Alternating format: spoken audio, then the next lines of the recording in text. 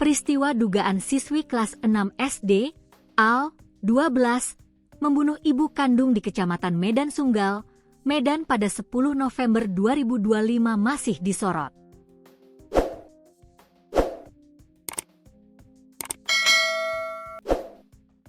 Bahkan, peristiwa itu masih membekas di ingatan para tetangga.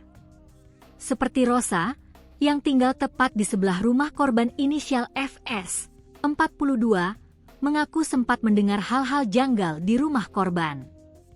Sebelum korban diketahui sudah tewas, saya mendengar suara layaknya orang kejar-kejaran, kata Rosa, Rabu, 17 Desember 2025, mengutip tribunmedan.com. Suara itu, kata Rosa, ia dengar sangat jelas. Kala itu pukul 4.30, Rosa hendak pergi ke kamar mandi. Dari rumah korban itu terdengar seperti ada orang naik tun dalam waktu berdekatan, kata Rosa. Lantaran curiga, Rosa meminta pendapat kepada suaminya. Kata suami saya, mungkin kucing sedang mengejar tikus, kenang Rosa. Di saat rasa curiga perlahan hilang, Rosa kembali mendengar suara tak biasa dari rumah korban. Nah, aku mendengar suara, tolong, seperti orang habis disiksa seperti itu. Suaranya itu seperti sedih sekali, ungkapnya. Karena tak mengira akan terjadi sesuatu, Rosa pun melanjutkan aktivitasnya. Sampai akhirnya, sekitar pukul 6 WIB, Rosa menerima telepon dari tetangga sebelah kiri rumahnya bernama Tatik. Tatik menelepon, memberi kabar kalau tetangga sebelah kanan Rosa, bernama Faiza Soraya telah tewas bersimbah darah. Wanita yang mengenakan hijab berwarna hitam ini pun syok, karena tak menyangka Soraya tewas. Meskipun saya di sebelah rumah gak mendengar suara keributan. Justru saya ditelepon dia, tetangga, kok gak tahu kejadian di sini, katanya.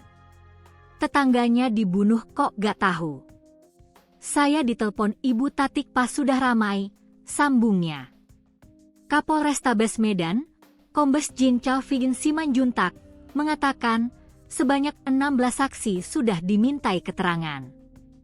Belasan saksi yang diperiksa ini mulai dari terduga pelaku hingga saksi ahli. Jumlah tersebut kemungkinan bakal terus bertambah sesuai kebutuhan penyelidikan dan penyidikan.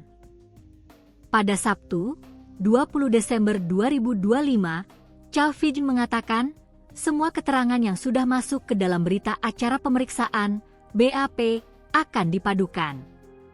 Untuk hak-hak Al, sampai hari ini masih dipenuhi mulai dari makan, belajar dan beribadah. Mengenai adanya terduga pelaku lain, Calvin menyebut masih terus diselidiki.